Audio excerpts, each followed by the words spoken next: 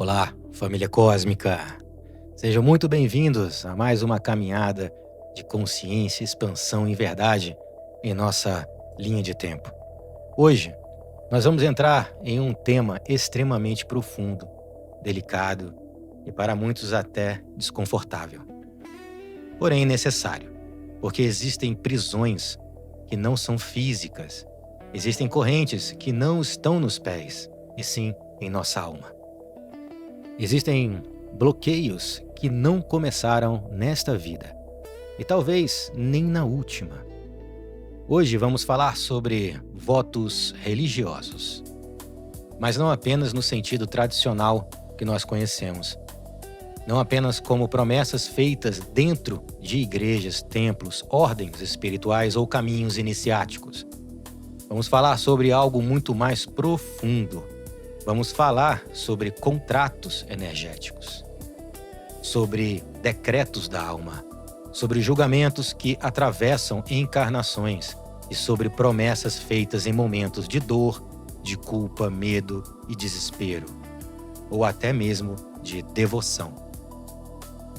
Votos de pobreza, castidade, obediência, silêncio, renúncia, sofrimento e servidão, muitas vezes feitos com intenção de agradar o divino, mas quem acabam se transformando em amarras vibracionais que acompanham a nossa alma por séculos. Muitas pessoas hoje vivem escassez financeira, medo de prosperar, culpa ao sentir prazer, dificuldade em viver o amor, bloqueios emocionais profundos e uma sensação constante de dívida espiritual. E não percebem que muitas vezes isso não começou agora. Pode ser reflexo de votos antigos, contratos ainda ativos no campo da sua alma. Hoje vamos entender o que são esses votos, como diferentes religiões trabalham com isso, e a visão cósmica, a nossa visão cósmica sobre esses contratos.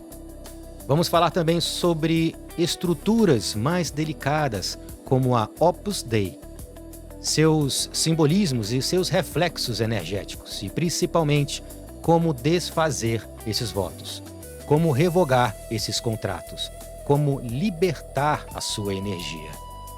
Porque o verdadeiro divino, ele não aprisiona, ele vai te libertar. E talvez esse vídeo tenha chegado até você exatamente no momento certo. Então, respire fundo, abra a sua consciência e vem com a gente.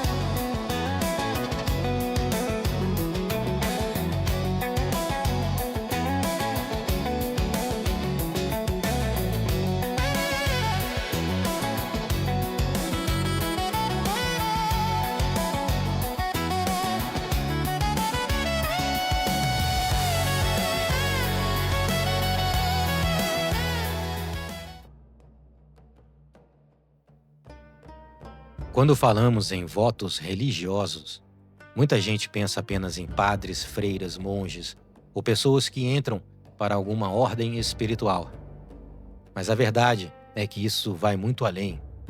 Um voto não é apenas uma promessa. Um voto é um decreto, uma declaração energética. É um comando que a alma emite com força, intenção e profundidade.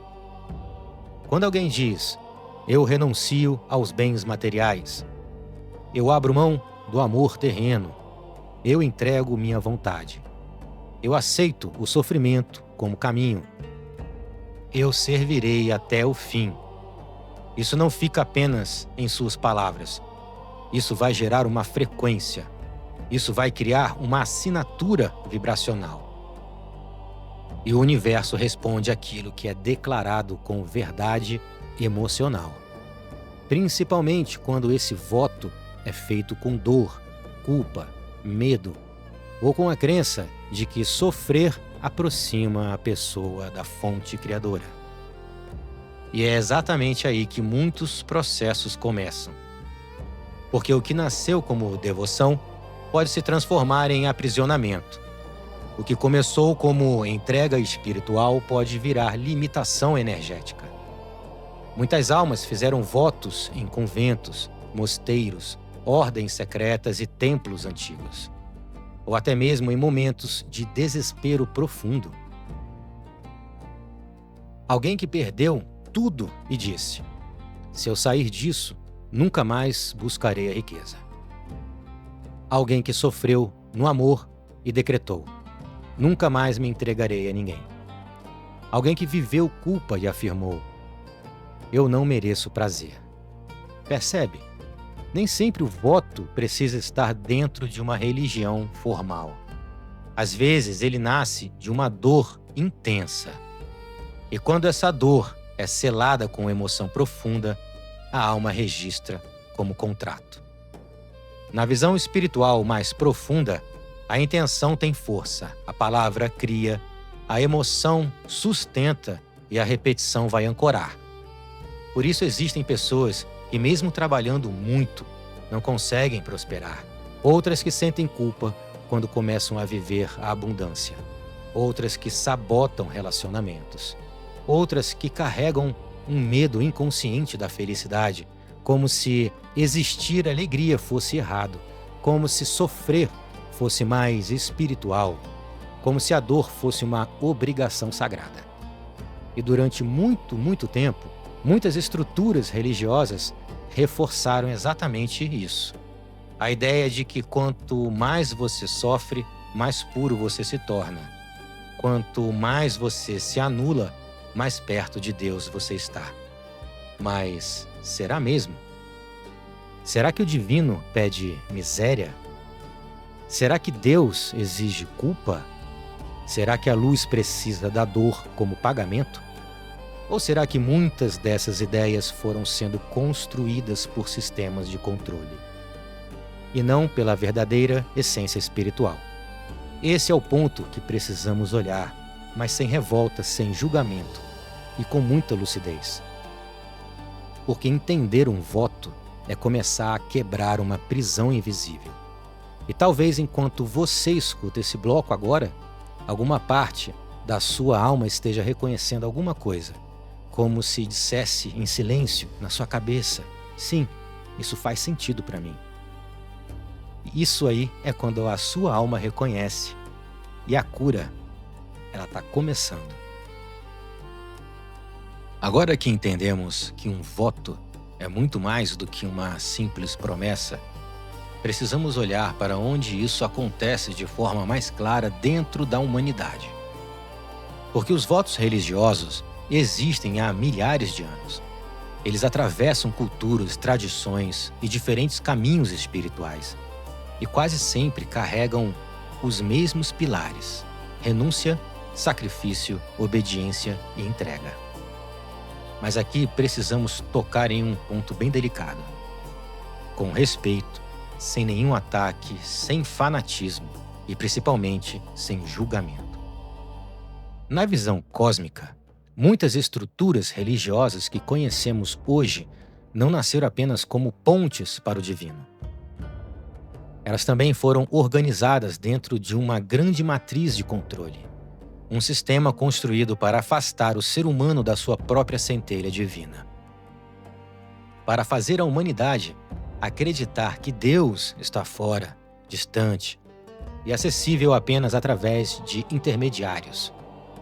Quando alguém acredita que precisa sofrer para merecer luz, quando acredita que a culpa é sinal de santidade, quando acredita que pobreza é virtude obrigatória, quando aprende que prazer é pecado, essa pessoa, ela se afasta da própria essência.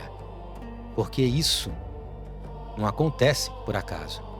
Durante séculos, estruturas religiosas foram moldadas para organizar consciências através do medo, do castigo, medo do inferno, medo da punição, medo da rejeição divina. E o medo é uma das maiores ferramentas de aprisionamento vibracional. Vamos começar pelo catolicismo. Dentro da tradição católica, especialmente em ordens monásticas, os votos são parte central da vida espiritual. Franciscanos, beneditinos, carmelitas, jesuítas, monges, freiras e sacerdotes que dedicam sua vida ao serviço religioso. Os 3 votos principais são muito conhecidos: pobreza, castidade e obediência. O voto de pobreza significa renunciar aos bens materiais. O de castidade, renunciar à vida afetiva e sexual. E o de obediência é entregar a própria vontade à autoridade espiritual e institucional. Além disso, existem práticas de penitência, mortificação e sacrifício físico que foram associadas à ideia de purificação da alma. E é aqui que entram estruturas mais delicadas, como a Opus Dei, que vamos nos aprofundar mais adiante. No budismo, monges também assumem votos de desapego material, celibato, silêncio e disciplina extrema da mente. A proposta original muitas vezes fala de libertação do apego. Mas quando isso é vivido sem consciência, pode gerar repressão emocional e afastamento da sua experiência humana, do seu experienciar.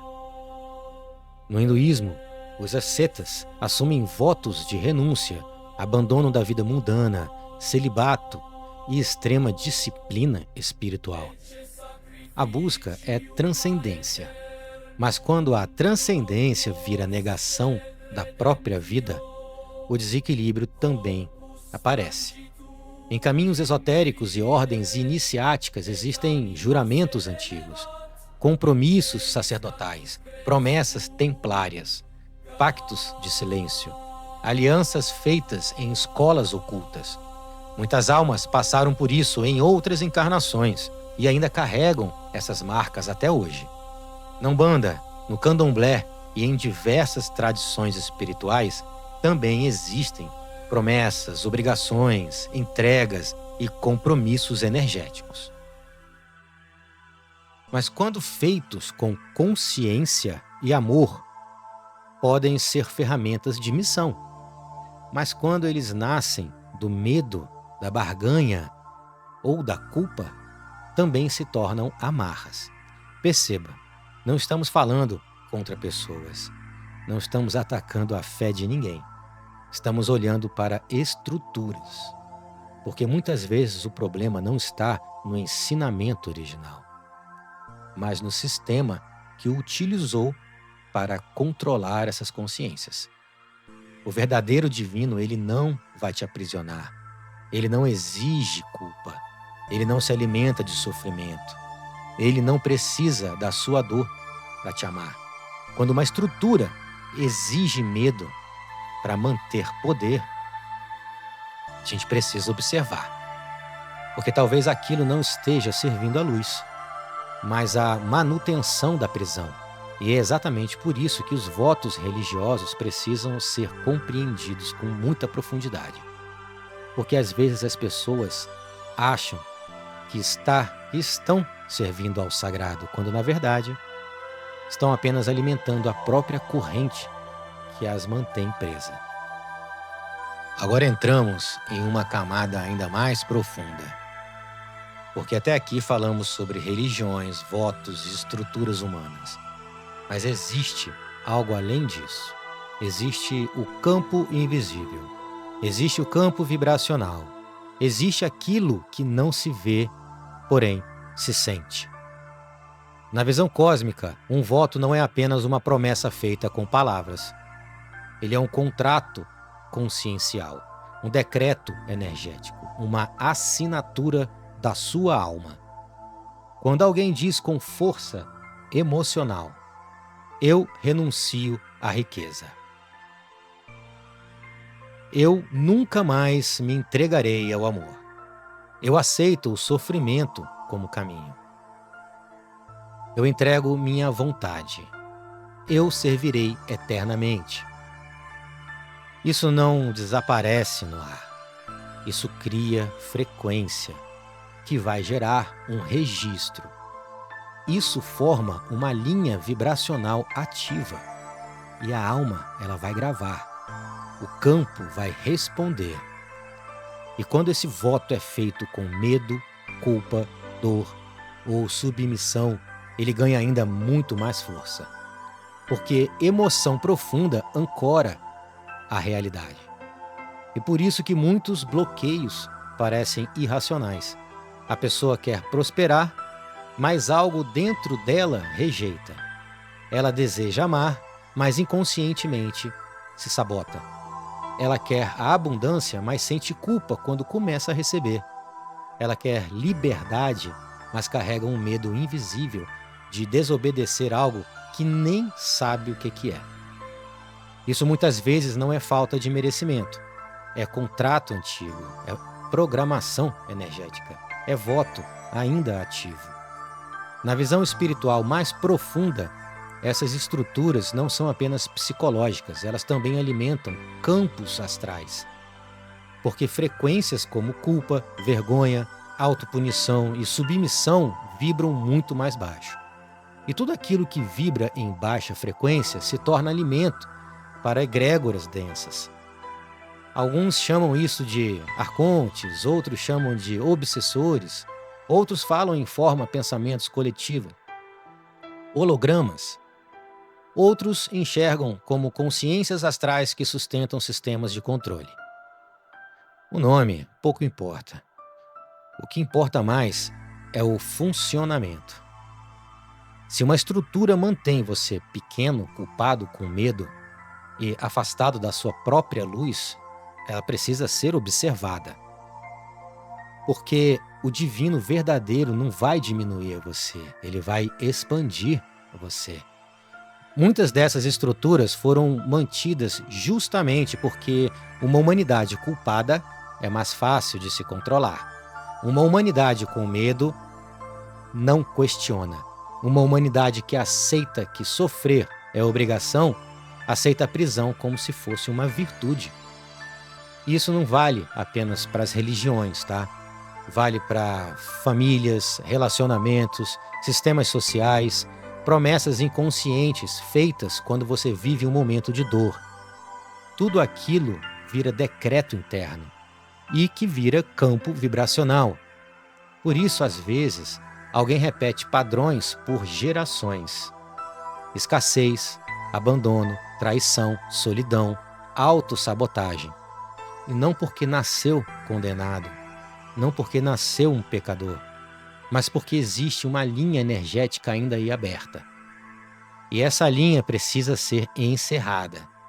O mais importante aqui é entender: você não está preso porque Deus quer. Você está preso porque uma programação ainda está ativa por você mesmo. E aquilo que foi criado também pode ser desfeito. Aquilo que foi decretado também pode ser revogado. Aquilo que aprisionou também pode ser liberado. E talvez a sua alma tenha trazido você até esse vídeo exatamente por isso. Porque chegou a hora de você lembrar. E mais do que lembrar, chegou a hora de você romper com essas energias que te prendem. Agora entramos em um ponto extremamente delicado.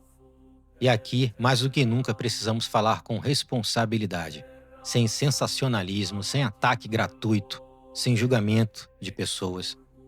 Porque nós não estamos falando de indivíduos, estamos falando de estruturas. A Opus Dei, oficialmente, se apresenta como uma instituição da Igreja Católica voltada para a santificação da vida cotidiana, através da disciplina espiritual, do trabalho e da obediência religiosa. Para muitos de seus membros, ela representa devoção, entrega e busca sincera por Deus. E isso precisa ser respeitado. Mas também existem muitos relatos, estudos e testemunhos que apontam para práticas extremamente rígidas. Autopunição, mortificação física, disciplina severa, controle emocional, culpa intensa, repressão da sexualidade, e submissão absoluta à autoridade espiritual. E aqui precisamos parar e observar. Quando uma estrutura espiritual ensina que o sofrimento purifica, que o prazer enfraquece, que o corpo precisa ser combatido, que a dor aproxima você de Deus, precisamos fazer uma pergunta. Isso vem realmente da luz? Ou de uma programação antiga de controle? Porque toda vez que o corpo é tratado como inimigo, a alma, ela começa a se dividir. Toda vez que o prazer é tratado como pecado, a culpa se instala. Toda vez que a prosperidade é associada à impureza, a escassez ganha força espiritual. E isso não vale apenas para a Opus Dei. Ela é apenas um símbolo mais visível de algo muito maior. Um modelo que atravessou séculos. A santificação do sofrimento. A glorificação da dor. A ideia de que quanto mais você se anula, mais digno se torna. Na nossa visão cósmica, isso merece muita atenção, porque estruturas baseadas em culpa profunda criam campos energéticos extremamente densos. A culpa enfraquece o campo vibracional. A vergonha fragmenta a consciência. A repressão da energia vital bloqueia o fluxo natural da alma. E quando isso acontece de forma coletiva, uma egrégora poderosa se forma ali. Uma estrutura astral sustentada por medo, culpa e submissão. E toda egrégora precisa de alimento. Por isso, muitos sistemas não sobrevivem sem a culpa, sem o medo, sem sensação de pecado, sem a ideia de dívida eterna. Porque uma alma livre é muito mais difícil de se controlar. Uma alma que entende sua própria centelha divina não vai aceitar facilmente uma prisão. Não aceita facilmente a manipulação.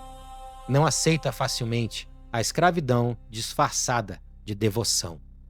Isso não significa negar a fé. Muito pelo contrário. Significa separar o divino da estrutura de controle. Porque Jesus nunca ensinou a culpa, ele ensinou o amor. Ele não ensinou autopunição, ensinou consciência. Jesus nunca nos ensinou medo, ele nos ensinou libertação. Então, quando olhamos para a estrutura como a Opus Dei, o convite não é para atacar, tá? É para discernir e se perguntar: isso me aproxima da minha essência ou me afasta dela? Isso fortalece a minha luz ou me mantém pequeno? Isso desperta a minha alma ou alimenta o meu medo? Porque toda verdadeira espiritualidade deveria responder uma coisa bem simples: mais liberdade, nunca menos. Agora chegamos em uma parte que muitos evitam falar, porque ela toca no invisível, naquilo que não se vê com os olhos físicos, mas se percebe no campo. Quando falamos de votos religiosos, culpa, sofrimento e estruturas de submissão, não estamos falando apenas de comportamento humano. Estamos falando também de alimentação energética. Na visão cósmica, toda emoção gera frequência, e toda frequência encontra uma ressonância. O amor expande, a gratidão fortalece, a consciência ilumina. Mas a culpa enfraquece, a vergonha densifica e o medo paralisa. Autopunição fragmenta e submissão cega desconecta a alma da sua própria soberania. Quando milhões de pessoas vivem por séculos dentro dessas frequências, isso não fica apenas no campo psicológico, no plano psicológico. Isso cria campos astrais, criam egrégoras, formas de pensamento coletivas extremamente poderosas. Como se fossem nuvens vibracionais alimentadas constantemente pela repetição da mesma energia. Toda vez que alguém acredita que precisa sofrer para ser amado por Deus, essa estrutura recebe força. Toda vez que alguém sente culpa por prosperar, essa rede se fortalece. Toda vez que alguém reprime sua própria essência por medo espiritual, essa egrégora se alimenta. Alguns chamam essas consciências de arcontes, outros falam em obsessores espirituais, alguns chamam de inteligências astrais parasitárias.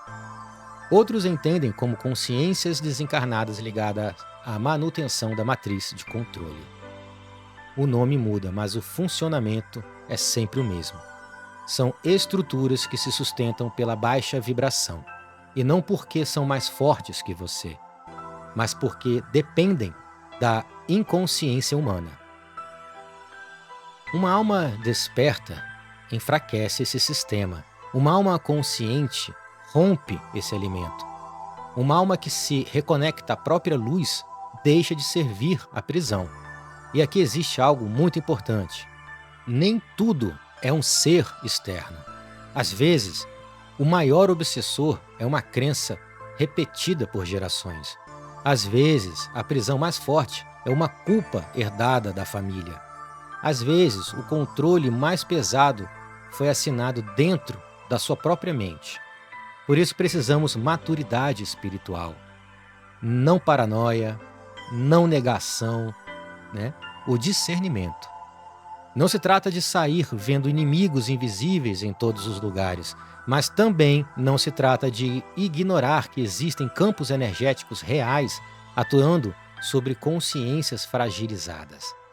Quando alguém vive anos em culpa religiosa profunda, isso abre brechas. Quando alguém vive décadas acreditando que não merece amor, isso cria permissão vibracional. Quando alguém sustenta votos inconscientes de sofrimento, isso mantém portas abertas. E muitas vezes o processo de libertação não começa com um ritual complexo. Começa com uma frase simples: eu não aceito mais viver nessa frequência. Porque toda libertação começa na sua consciência. Primeiro você percebe, depois você escolhe, depois você rompe, e quando você rompe, aquilo que parecia destino revela que sempre foi apenas um programa, e programa pode ser encerrado. E aqui chegamos talvez no ponto mais importante de todo esse vídeo, porque não basta você entender, não basta você reconhecer, não basta descobrir que existe um voto antigo, ou uma amarra espiritual, ou um contrato energético ainda ativo. Não basta eu vir aqui e jogar isso no colo de vocês, É preciso revogar, é preciso encerrar, é preciso devolver à sua alma a liberdade que ela sempre deveria ter tido. E a primeira chave para isso é a sua consciência. Você não desfaz aquilo que não reconhece. Enquanto a pessoa acredita que sua escassez é apenas azar, que seu medo do amor é apenas destino, que sua culpa é parte natural da sua espiritualidade, ela continua alimentando aquilo sem perceber. Mas quando ela olha e diz: isso não é natural, isso não é meu, isso não precisa continuar, a libertação já começa. A segunda chave é a revogação consciente. A palavra criou, a palavra também desfaz. Se votos foram feitos através de decretos da alma, eles também podem ser encerrados através de decretos conscientes. E aqui não falamos de magia no sentido teatral. Falamos da sua presença, da sua intenção, da sua autoridade espiritual sobre a sua própria vida. Você pode, com verdade e consciência, declarar: eu revogo agora todo voto de pobreza, castidade, sofrimento, submissão, dor, escassez e culpa que minha alma tenha firmado em qualquer tempo, dimensão, religião ou existência, que não sirva mais à minha evolução. Eu encerro agora todo contrato inconsciente feito no medo, na dor ou na ignorância. Eu escolho a liberdade. Eu escolho a abundância. Eu escolho o amor. Eu escolho viver em alinhamento com minha verdadeira essência divina. E isso precisa ser dito com muita presença, não como repetição automática, mas como decisão vibracional. A terceira chave é o perdão. E aqui muita gente trava. Porque quando começa a perceber essas estruturas, vai surgindo a raiva, vai surgindo a revolta. Desejo de atacar as religiões, pessoas ou mesmo sistemas. Mas o julgamento mantém o seu vínculo com eles. A raiva vai prolongar a sua corrente. Perdoar não é concordar, tá? Perdoar é soltar.